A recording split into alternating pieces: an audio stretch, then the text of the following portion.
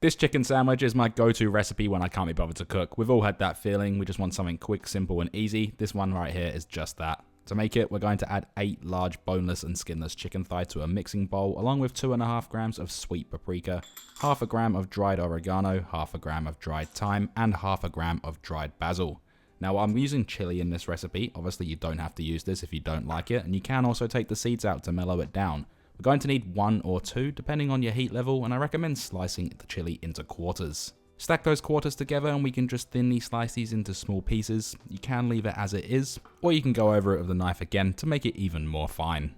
Let's then add that into the chicken along with all those other spices and herbs, and we are also going to need 2 teaspoons or 10 milliliters of olive oil. I'm using mellow olive oil here, but you can use extra virgin if you wanted to. Next is 1 lemon. Extract the zest using a microplane. We are going to get the zest off the whole lemon and just make sure you scrape that all in there to avoid any waste. And whilst we got the microplane out, we can then run 3 cloves of garlic along it just to create a paste. And I got a comment the other day saying, what do I do with the leftover garlic once I've grated it in? There isn't ever any leftover garlic. The microplane is designed to be able to get to the very last bit without cutting yourself. Quickly going back to that zested lemon, just slice this in half and then extract the juice into the chicken. You can use a citrus juicer if you have one to make your life a little bit easier. Just make sure no seeds decide to jump in. Lastly, hit it up with a big pinch of salt as well as a big pinch of cracked black pepper.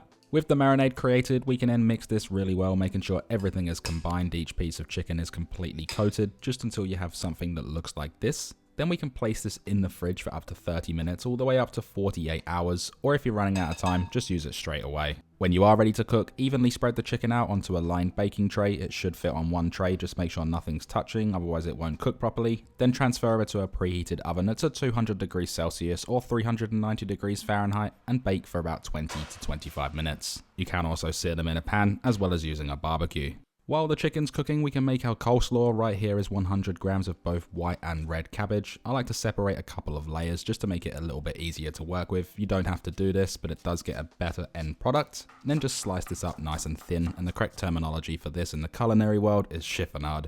Next is half a red onion. Both ends have been removed and it's obviously been peeled. I like to then slice it on a slight angle at the beginning just so you get even pieces throughout, and then just thinly slice this the whole way across in the half moon position. And when you get about 3/4 of the way through, just lay it flat to continue slicing safely.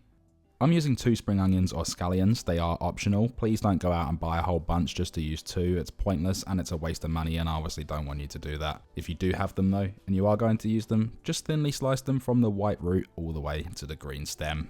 Moving on, the next ingredient is 5 grams of flat leaf parsley. Some people don't like this, you don't have to use it as well. But if you are going to use it, just scrunch it up nice and thin. This will make it a lot easier to work with, and then just roughly chop into nice small pieces. Just make sure there's no large leaves or stems. Lastly, here is 1 lemon. We are going to slice this in half and only use half of it.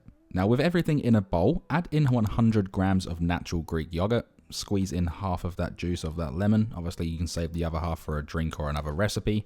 Add in 50 milliliters, which is about 2.5 tablespoons of macadamia oil. If you don't have this, you can just use regular extra virgin olive oil. 10 grams of honey equals about 1.5 teaspoons. Season to taste with sea salt flakes and cracked black pepper. And then you can use your clean hands or a spoon, tongs, whatever you have, just to mix this through, making sure everything is evenly combined and coated in that delicious dressing. Once you do have it all nice and coated though, this can then be placed in the fridge just until we're ready to serve, and it will last up to 3 days.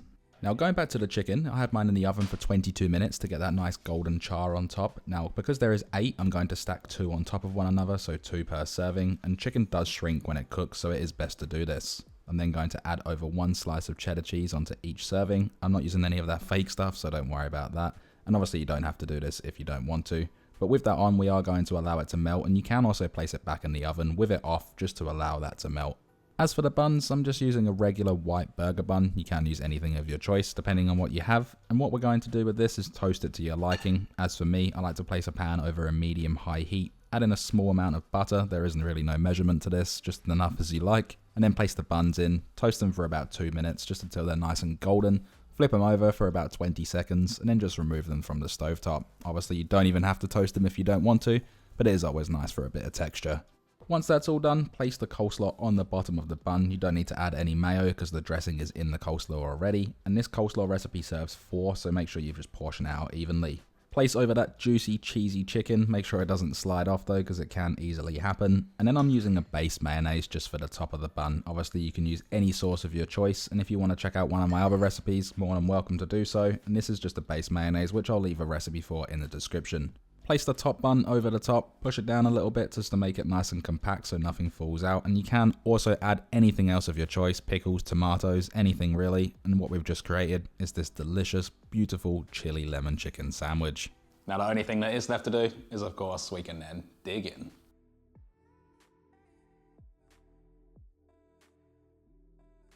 Now, of course, the chicken is the main component in this dish. It is absolutely delicious and it's nice and juicy as well, but the coleslaw is what takes this to the next level. It's so fresh, so tasty, partners so well with that chicken, and it's absolutely delicious. Definitely recommend you try this recipe. And if you enjoyed this video, hit that like button, consider subscribing, and I'll see you in the next one. Thanks for watching, and I'm gonna get back to this.